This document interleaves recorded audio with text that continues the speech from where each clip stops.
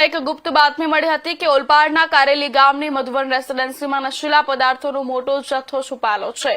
પોલીસની ટીમે મકાન નંબર 188 પર ઓચિંતો દરોડો પાડ્યો અને ત્યાંથી 55 કિલોથી વધુનો ગાંજો મળી આવ્યો।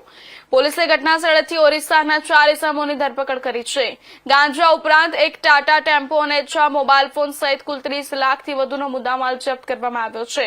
પોલીસ તપાસમાં સૌથી ચોંકાવનારો ખુલાસો એ થયો છે કે આ ગાંજો ઓરિસ્સાથી ટ્રેન મારફતે આવતો હતો। સાયણ રેલવે ટ્રેક પાસે લાઇટના સિગ્નલ બતાવીને ડિલિવરી લેવામાં આવતી હતી।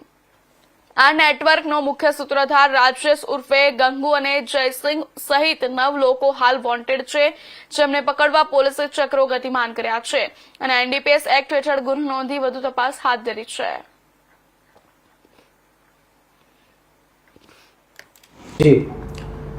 ગઈકાલે એસઓજી ટીમને એક ચોક્કસ માહિતી મળેલી કે કારેલી ગામે મધુવન રેસિડેન્સીમાં જયસેન મોહંતી તથા શ્રીકાંત પલતા નાઓ ત્યાં રૂમ નંબર 188માં ગાંજો રાખેલ છે અને તેનું છૂટકમાં વેચાણ કરે છે। જે આધારે એસઓજી ટીમે સરકારી પંચો સાથે સદર જગ્યા ઉપર રેડ કરતા સદર જગ્યા ઉપર 4 ઇસમો હાજર મળી આવેલા, જેમાં જયસેન સન ઓફ તોફાન મોહંતી કે જે કુદલા ગંજામનો રહેવાસી છે, સુશાંત પ્રફુલ્લા નાયક કે જે ગરુંડી નીમાખેડી જિલ્લો ગંજામનો રહેવાસી છે, અજય ઉર્ફે અજયા, નિત્યાનંદ નાયક જે ગરુંડી ગંજામનો રહેવાસી છે તથા શ્રીકાંત શિવરામ પલતા કે જે બેરુના બાડી કુદલા ગંજામનો રહેવાસી છે।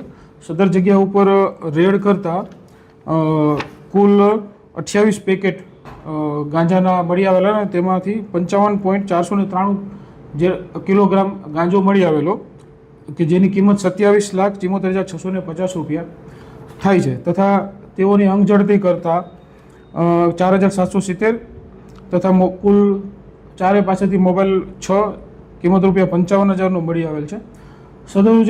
સદર જે મુદ્દામાલ જે છે તેને રાજેશ ઉર્ફે રામ ઉર્ફે ગંગુચેલી બલરામ દેવાસી જે ગંજામનો રહેવાસી તેને અને જયસિંહ જે ઓરિસ્સાનો રહેવાસી છે, આ મુદ્દામાલ તેઓના માણસો મારફતે અત્રે પહોંચાડેલો હતો અને આ તમામ જે 4 આરોપીઓ જે છે એને અટક કરવામાં આવેલ છે અને ઓલપાડ પોલીસ સ્ટેશન ખાતે આ ચારે વિરુદ્ધ એનડીપીએસનો ગુનો દાખલ કરવામાં આવેલ છે ને આમાં કુલ બીજા 7 આરોપીઓને વોન્ટેડ જાહેર કરવામાં આવેલ છે। સર, ગાંજો ક્યાંથી લવાતો હતો ને કઈ રીતે લાવતા હતા, કઈ રીતે ફેંકતા હતા, કઈ રીતે વેચાણ થતું હતું? આ લોકો જે છે એ માલ મોકલનાર રાજેશ ઉર્ફે રામ ગંગુચેલી તથા જયસિંહ નાઓ ટ્રેન મારફતે ગાંજો લાવતા અને આ સાયણ જે ફાટક છે ત્યાં ગાંજાની બેગો છે એ નાખી દેતા અને આ લોકોના માણસો એ ગાંજો આ લોકોને જે 4 જે ધરપકડ કરેલી છે એ સમૂહને આપી દેતા।